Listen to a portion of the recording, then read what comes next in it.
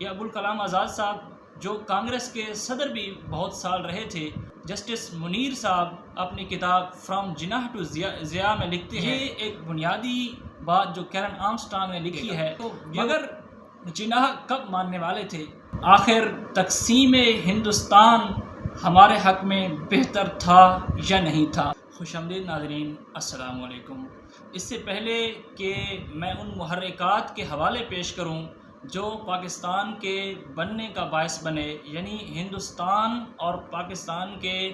ایک دوسرے سے الگ ہونے کا باعث بنے، ان کے حوالہ جات پیش کرنے سے پہلے میں یہ واضح کر دینا چاہتا ہوں کہ پاکستان کیسے بنا اور ہم نے آزادی کیسے حاصل کی، یہ دو الگ الگ سوالات ہیں اور ان کا جواب بھی الگ الگ دیا جانا چاہیے، اور یہ اپنے اندر مختلف النوع وسیع وضاحت رکھتے ہیں۔ تو آئیے دیکھتے ہیں کہ آخر وہ کیا محرکات تھے جو پاکستان کے بننے کا باعث بنے، اور کیا وہ حالات پیدا ہو گئے تھے ہندوستان کے اندر کہ پاکستان ناگزیر ہو گیا۔ آئیے دیکھتے ہیں، یہ ابوالکلام آزاد صاحب جو کانگریس کے صدر بھی بہت سال رہے تھے اور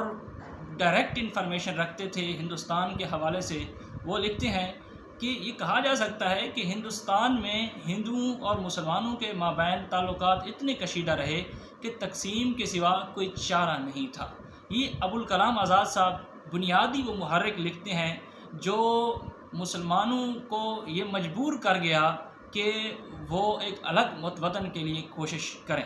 اس کے علاوہ ایک اور رائٹر جسٹس منیر صاحب اپنی کتاب فرام جناح ٹو ضیاء میں لکھتے ہیں، The obvious reason for the separation from India of the region that is now called Pakistan were the irreconcilable difference between the two major communities inhabiting it. Now یہ تو واضح ہو گیا ہے کہ پاکستان بننے کی بنیادی وجہ مسلمانوں کے،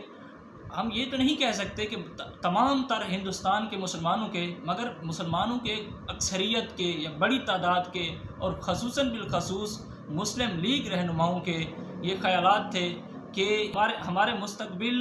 ہندوستان میں محفوظ نہیں ہے، اور ہندو کے سامنے ہم کیونکہ ایک جسٹ 1/4 مائنورٹی کی شکل میں موجود ہیں، تو آنے والے وقت میں برٹش راج کے بعد ایک ہندو راج قائم ہو جائے گا، جس میں ہمارے جو مفادات ہیں یا پھر ہمارے جو سیاسی، سماجی اور ثقافتی اور معاشی اصول ہیں ان کو ختم کر دیا جائے گا، اور ہمارے رہن سہن کو دبا کر رکھ دیا جائے گا اور اپنے مطابق ڈھالنے کی کوشش کی جائے گی، وہ یہ سمجھتے تھے۔ تو یہ بنیادی محرکات تھے جو پاکستان کے بننے کا باعث بنے تھے۔ اسی طرح ایک اور جگہ جسٹس منیر صاحب اپنی کتاب فرام جناح ٹو ضیاء میں لکھتے ہیں کہ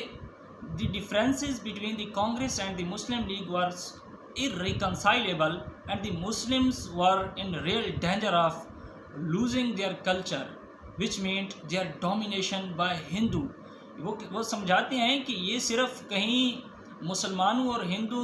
عام عوام میں یہ فرق نہیں تھا کہ مسلمانوں کے حقوق جو ہیں وہ آنے والے وقت میں محفوظ نہیں ہیں، بلکہ مسلم لیگ اور کانگریس کے درمیان ایک ناقابل مصالحت اختلافات پیدا ہو گئے تھے، اور جناح بڑے عرصے تک کانگریس میں رہے تھے اور ان کا مشاہدہ کر چکے تھے، اور وہ جانتے تھے کہ کانگریس کس چیز کو فروغ دے رہی ہے، اور ان کا جو وہاں سے نظریہ بنا اس کے حساب سے انہوں نے مسلم لیگ کی پالیسیاں بنائی اور سپریشن کی طرف انہوں نے زور دیا۔ ہمیں یہ جاننے کی کوشش کرنی چاہیے کہ وہ کون سے irreconcilable differences تھے جو مسلمانوں اور ہندو کو یا پھر مسلم لیگ اور کانگریس کو ایک دوسرے سے جدا کرتے تھے، اور مسلم لیگ کو اس بات پر یہ قائل کرتے تھے کہ انہیں ایک الگ وطن کے لیے کوشش کرنی چاہیے۔ اس کے لیے ہم ایک یورپین ہسٹورین کیرن آرمسٹرانگ کی ایک کتاب سے حوالہ لیتے ہیں جو لکھتی ہیں A new insecurity will continue to characterize Muslim life in India. Was Islam simply to become another Hindu caste? Would Muslims lose their culture and religious identity and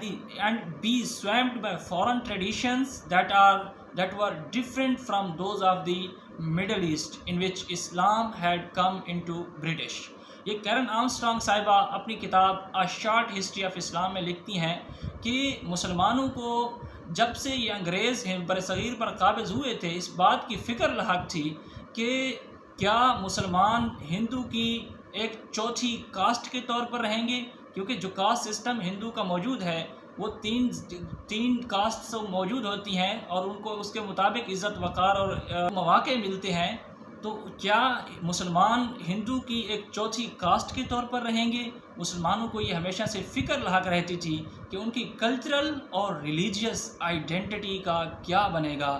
کیا ان کے اصول اور ان کے نظریات آنے والے وقت میں محفوظ رہ سکیں گے یا نہیں۔ یہ ایک بنیادی بات جو کیرن آرمسٹرانگ نے لکھی ہے، تو یہ وہ بات ہے جو مسلمانوں کی ایک بڑی تعداد کے اندر، بلکہ یوں کہیں کہ اکثریت کے اندر یہ فکر لاحق رہتی تھی۔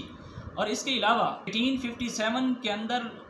جب جنگ آزادی لڑی گئی تو اس کا ڈائریکٹ مشاہدہ کرنے والے سر سید احمد خان، اور 1867 کے اندر جب اردو ہندی تنازع پیدا ہوا تو چونکہ اردو کو دبانے کی کوشش کی گئی تھی تو سر سید احمد خان ان دونوں واقعات کی وجہ سے ہندوؤں سے متنفر بھی ہو گئے تھے، اور انہوں نے ہی سب سے پہلے وہ ٹو نیشن تھیوری پیش کی تھی جو آخر میں جا کر جناح اپناتے ہیں اور سیپریٹزم کی طرف جاتے ہیں۔ جب 1906 کے اندر مسلم لیگ بنائی گئی تو جناح چونکہ کانگریس کے بھی ممبر تھے تو وہ مسلم لیگ کے بھی ممبر ہو رہے، اور کانگریس اور مسلم لیگ دونوں کے اندر اپنا سفر جاری رکھا۔ اس کے بعد وہ کچھ عرصے تک تو دونوں کے ساتھ رہے اور کانگریس ہی کی طرف سے ہندو مسلم اتحاد کے سفیر کہلائے، اور جناح سب سے پہلے اس دورانیے کے وقت یہ بات بالکل تسلیم نہیں کرتے تھے کہ مسلمان اور ہندو دو الگ الگ شناختیں ہیں، یعنی وہ سر سید احمد خان کی ٹو نیشن تھیوری کو کمپلیٹلی اس وقت ریجیکٹ کرتے تھے۔ مگر 1920 کے اندر وہ کانگریس سے متنفر ہو گئے اور وہاں سے ریزائن کر کے مکمل طور پر مسلم لیگ کے اندر شمولیت اختیار کر لی، اور مسلم لیگ کے اندر بھی شمولیت اختیار کرنے کے بعد وہ بنیادی اس وقت ایک سیپریٹسٹ نہیں تھے اور وہ نہیں چاہتے تھے کہ ایک الگ وطن بنایا جائے۔ ہاں، مگر 1930s کے اندر علامہ محمد اقبال نے ایک تصور پیش کیا تھا۔ آئیے ان کا خطبہ الہ آباد دیکھتے ہیں کہ ان کے اندر وہ کیا کہتے ہیں۔ I would like to see the Punjab, the Northwest Frontier Province, Sindh and Balochistan amalgamated into a single state. Self-government within the British Empire, Indian Muslim state, within the British Empire or without the British Empire, the formation of a consolidated Northwest Indian Muslim state appears to me to be the final destiny of the Muslims, at least of Northwest India. علامہ محمد اقبال نے اپنے خطبہ الہ آباد میں 1930s میں یہ بتایا کہ میں یہ پسند کروں گا یہ بات کہ نارتھ ویسٹ انڈیا کے اندر جو پروونسز موجود ہیں، یعنی جہاں پر موجودہ پاکستان ہے، کہ وہ ایک الگ ریاست کے طور پر موجود ہوں، چاہے وہ برٹش کے اندر ہوں یا برٹش سے آزاد ہو جائیں، مگر ان کو ہندو سے یعنی ہندو ڈومینیٹڈ ایریاز سے بالکل الگ ہونا چاہیے اور ہمیں ایک الگ وطن کی کوشش کرنی چاہیے۔ اس کے بعد 1933 کے اندر چودھری رحمت علی خان نے ایک رسالہ بھی لکھا، ناؤ آر نیور، جس میں انہوں نے بتایا کہ اب نہیں تو پھر کبھی نہیں ایک الگ ریاست بنا پائیں گے، اب نہیں تو پھر کبھی نہیں مسلمانوں کے مفاد کا تحفظ کر پائیں گے، لہٰذا اب سے ہمیں کوشش شروع کرنی چاہیے۔ مگر اس وقت بھی مسلم لیگ کے حوالے سے ایک الگ آزاد مسلمان ریاست کا کوئی تصور نہیں دیا گیا تھا، البتہ یہ انفرادی طور پر یہ باتیں موجود تھیں۔ مگر 1940 کے اندر مسلم لیگ نے ایک ریزولوشن پاس کی جس کو لاہور ریزولوشن اور بعد میں پاکستان ریزولوشن بھی کہا جانے لگا، اور اس کے اندر یہ واضح طور پر بتایا گیا کہ ہم ایک الگ وطن حاصل کرنا چاہتے ہیں، اور اس کے لیے باقاعدہ جد و جہد کا آغاز کر دیا گیا۔ اور جناح واضح طور پر یہ بتاتے تھے کہ ہم آخر کیا وجہ ہے کہ ایک الگ وطن حاصل کرنا چاہتے ہیں. آئیے جناح کی زبانی سنتے ہیں ان کی ایک سپیچ کے اندر. We are opposed to a united India constitution with a central government, federal or otherwise. We are opposed to this because it will mean our transfer from the British Raj to the Hindu Raj. United India means a Hindu social and cultural majority dominated the Muslims whose civilization, culture and social structure of life is totally different. جناح سمجھتے تھے کہ مسلمانوں کی رہن سہن کے اور مسلمانوں کے زندگی گزارنے کے اصول چونکہ بالکل مختلف ہیں اور ان کے کلچرل اور پولیٹیکل آئیڈیاز بالکل مختلف ہیں، وہ ایک سویلائزیشنل ڈیفرنسز رکھتے ہیں ہندوؤں کے ساتھ، اس لیے وہ سمجھتے ہیں کہ آنے والا وقت مسلمانوں کے لیے محفوظ پناہ گاہ نہیں ہوگا متحدہ ہندوستان کے اندر، چاہے وہ فیڈرل گورنمنٹ ہو یا سینٹرل گورنمنٹ ہو، وہ کچھ بھی ہو. وہ سمجھتے تھے کہ متحدہ ہندوستان میں رہنے کا مطلب یہ ہے کہ برٹش راج کے بعد ہندو راج قائم ہو جائے گا. اس لیے وہ کھل کر آزادی کی یا ہندوستان سے علیحدگی کی تحریک میں شامل ہوئے اور مسلم لیگ کو ایک مرکزی کردار کے طور پر تحریک دی کہ ہمیں ایک الگ وطن حاصل کرنا چاہیے، اور 1940 کے اندر یہ اعلان واضح طور پر کر بھی دیا گیا. اس کے باوجود جو کانگریس تھی اور اس میں ایک بڑے بہت معزز مسلمان رہنما بھی شامل تھے جن میں بڑا نام مولانا ابوالکلام آزاد کا ہے، وہ کوشش کرتے رہے کہ متحدہ ہندوستان کو متحدہ رہنا چاہیے اور یہی مسلمانوں کے مفاد میں بھی بہتر ہے. اور اس کے علاوہ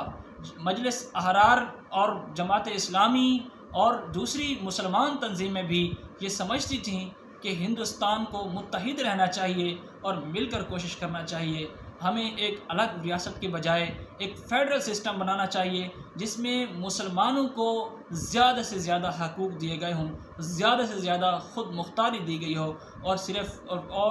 اور سینٹر کو جو اختیارات حاصل ہوں وہ ڈیفنس اور فارن پالیسی کے ہوں، اور اس کے علاوہ وہ پروونسز اور سینٹر کے درمیان نیگوشیٹڈ کچھ اختیارات سینٹر کو دیے جا سکتے ہیں جن پر صوبے رضامند ہوں گے، اور اگر نہیں ہوں گے تو ڈیفنس اور فارن پالیسی ہی کے اختیارات مرکز کو دیے جائیں گے. اور وہ یہ سمجھتے تھے کہ یہی مسلمانوں کے حق میں بہتر ہے اور اسی سے وہ طاقتور رہیں گے اور ان کے مفادات کا تحفظ ہو سکے گا. مگر جناح کب ماننے والے تھے؟ جناح نے اپنی کوشش جاری رکھی، اور یہی وہ وجوہات تھی جو مسلم لیگ کو اس بات اور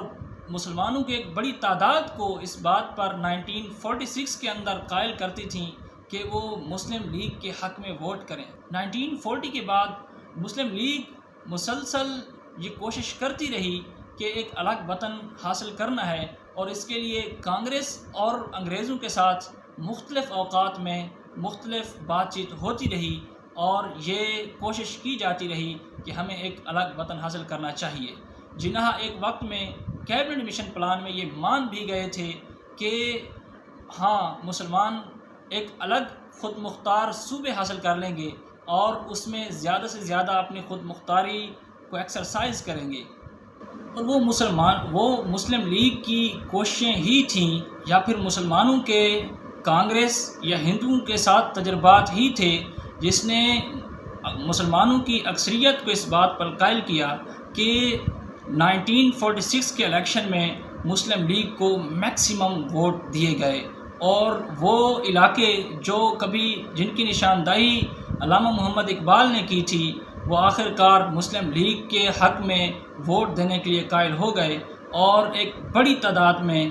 مسلم لیگ کو نشستیں جیتنے کو ملی. اور اسی بنا پر یہ مان لیا گیا کہ وہ علاقے جہاں مسلمان اکثریت میں ہیں انہیں ایک الگ ریاست کی شکل دے دی جانی چاہیے، اور وہاں پر مسلمان ہی خود مختار ہوں گے اور وہ اپنی حکومت قائم کریں گے. یوں ہندوستان تقسیم ہو گیا. مگر یہ ہندوستان تقسیم ہونا چاہیے